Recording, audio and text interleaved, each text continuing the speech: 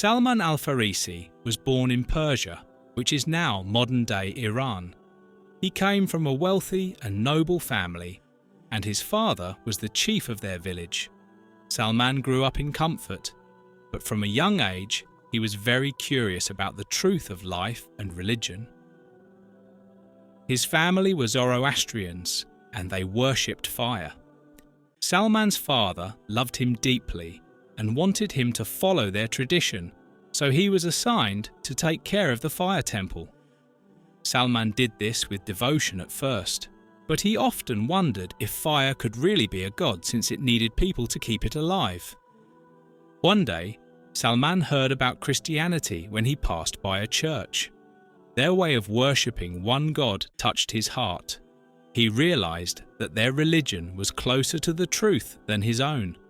Without his father's permission, he met the Christians and asked to learn from them. Over time, Salman secretly converted to Christianity. When his father found out, he was furious. Salman was locked up and chained at home, but he managed to escape. He joined a group of Christian traders traveling to Syria, hoping to learn more about the religion. In Syria, Salman stayed with a Christian bishop who was believed to be a devout religious leader. However, Salman was disheartened to discover that the bishop was corrupt and greedy, exploiting the poor for money. When the bishop passed away, Salman revealed his deceit to the newly appointed bishop.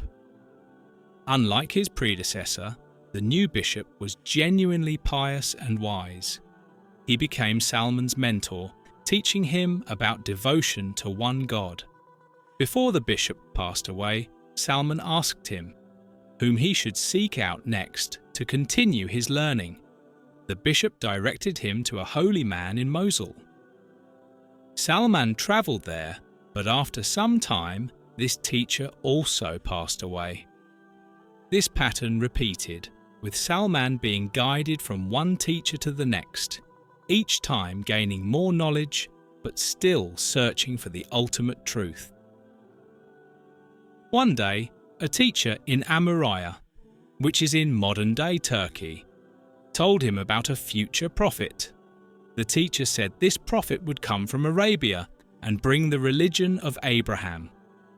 The teacher described the prophet's signs. He wouldn't take money from the poor, but he would accept gifts.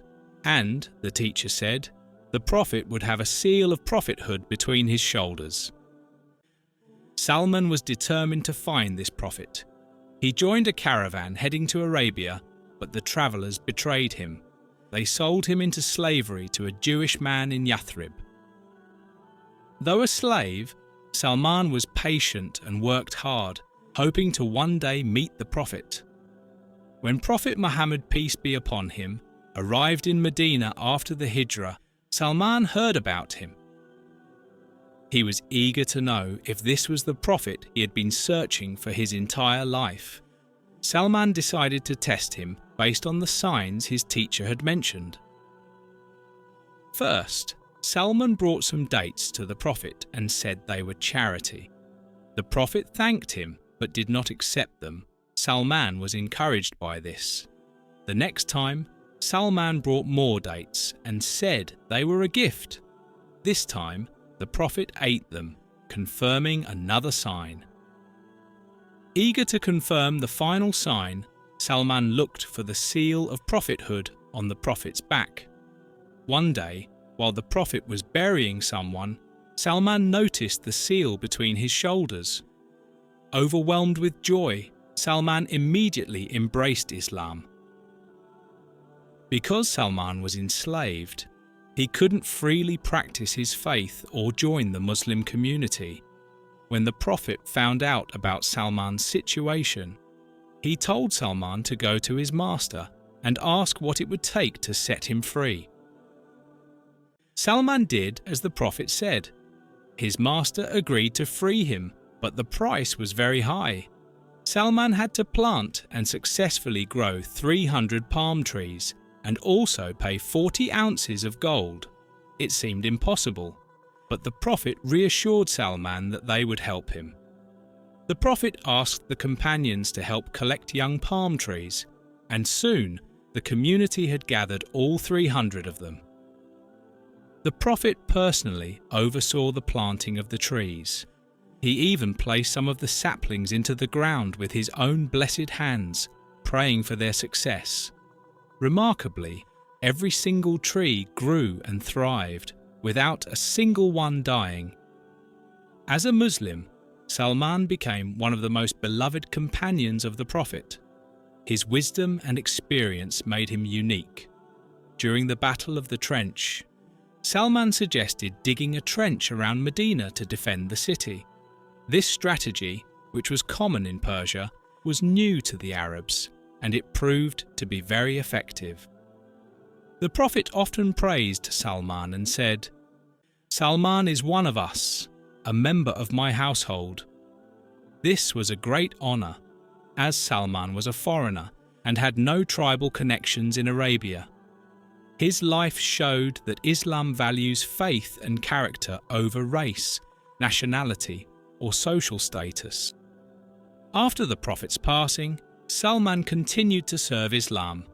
He was appointed as the governor of Al-Madarin, but lived humbly, refusing luxury. He spent his time teaching and helping others, staying true to his simple and sincere nature. Salman al-Farisi's journey from Persia to Arabia, from a fire worshipper to a companion of the Prophet, remains an inspiring story of the search for truth and devotion to God. His life reminds us that the truth is worth seeking, no matter how long or hard the journey may be.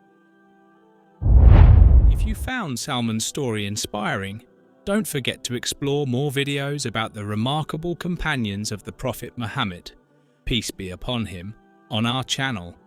Each companion has their own unique journey and lessons to share, offering valuable insights into faith, perseverance, and devotion.